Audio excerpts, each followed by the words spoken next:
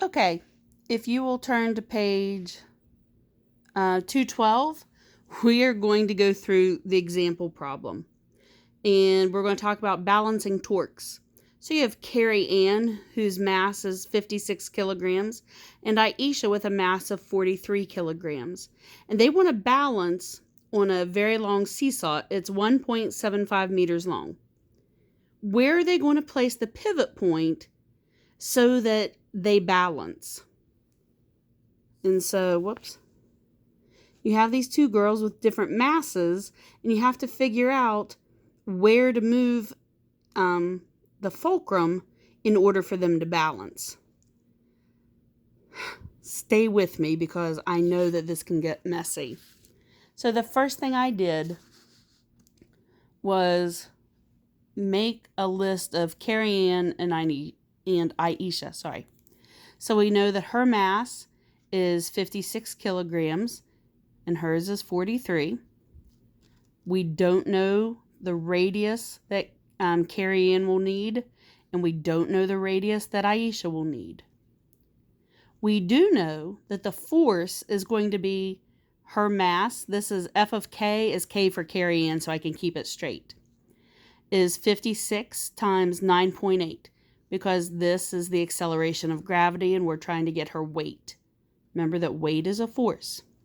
Same thing over here. When you see F of A, that is just simply standing for Aisha because I wanted to keep that straight in my head. So F of A is going to be her mass, 43 kilograms, multiplied by the acceleration of gravity. And I also know that these two radii have to add up to the full length of the teeter-totter. So Carrie Ann's radius plus Aisha's radius equals 1.75 meters. So that seems pretty straightforward. The first thing I did was calculate their weights. So this is force of gravity of Carrie Ann. That's another way of saying her weight is 56 times 9.8. And you're going to get 548.8. But the book wants you to go to 2 sig figs.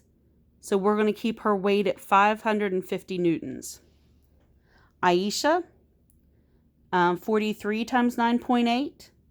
And hers is going to come out to 421.4. But with 2 sig figs, we're going to keep it at 420 because these are your two significant figures. All right, now we want these two forces to cancel out.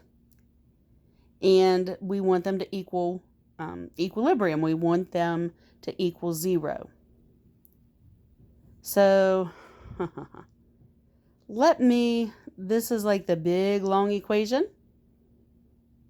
But we need to pick, because we have two variables, we need to pick who we're going to solve for first. So hold on for a second. And the book wants us to solve for Aisha, for the radius of her part of the teeter-totter. So I want you to see this. This is how everything equals out. The force of Carrie Ann times her radius plus the force of Aisha times her radius is going to be equal to the force of Karen times the entire teeter-totter. And that's what we're going to use. That's the formula we're going to use to solve for the radius of Aisha. Well, you're probably looking at that thinking, wait a minute. We have two unknowns. We have the unknown of Carrie Ann and the unknown of Aisha. So please remember that we're going to use a relationship in this problem. So we know that the radius of Carrie Ann is the exact same thing as saying the whole teeter-totter, 1.75, minus Aisha. That's the same if I wrote R of K. It's the same as saying 1.75 minus the radius of that other girl. So we're going to use this in our problem, okay? We're going to use that relationship. And it is going to look like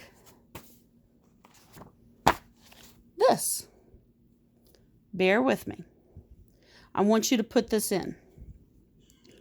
the force of carrying times the radius of Aisha plus the force of Aisha times the radius of Aisha is equal to the force of carrying times the entire teeter-totter. We can simplify this part of the equation. Since we have both of these being multiplied by the radius of Aisha, we can simply say 550 newtons plus 420 newtons times RA is equal to this. Okay? Now, we are going to divide. There's 550 plus 420. We're going to divide by that. That'll cancel it out. But we have to do it the same on this side. 550 plus 420. And what do we get, guys? You're left with RA equals this. And then you should come up with 0.99 meters. Let me know if you have questions. I don't think you're going to do anything by yourself with this very convoluted problem. Talk to you later. Bye-bye.